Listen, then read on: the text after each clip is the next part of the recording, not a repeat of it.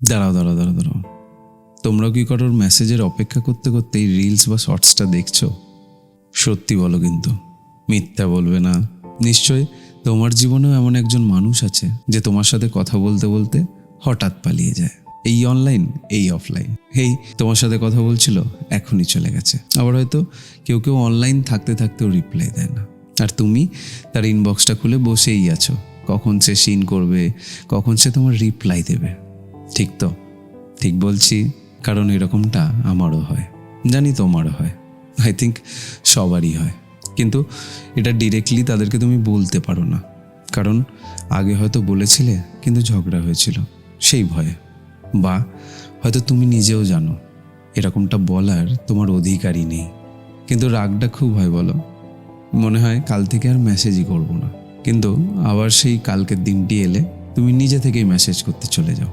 আসলে এটা কিন্তু একটা ছোট্ট বিষয়, কিন্তু এটা থেকেই আস্তে আস্তে তুমি একদিন টেকেন ফর গ্রান্টেড হয়ে যাবে, যেটা আমি আমার আগের টেকেন ফর গ্রান্টেড সিরিজে আমি ভালো করে বুঝিয়েছিলাম। কিন্তু একটাই কথা বলবো, যাদের এই ঘটনাটি মাঝে মধ্যে হচ্ছে তাদের জন্য তুমি ট্যাগ করে দিতে পারো এই ভিডিওতে, তাদের যাতে মনে থাকে। আর যাদের এটা রোজ হয়, প্রতিদিন হয়, তাদের জন্য বলবো যে তোমরা একটু সংযত হও, তোমরা একটু নিজের জায়গাটা বুঝে নাও, একটু সামনের জনকেও এফার্টস দিতে দাও। কারণ ভালোবাসা বা কোনো সম্পর্ককে টিকিয়ে রাখতে গেলে এফার্টস কিন্তু দুদিক থেকেই লাগে। না হলে এরকম সব সম্পর্ক একদিন তোমার জীবনে একটা গল্প হয়ে যাবে।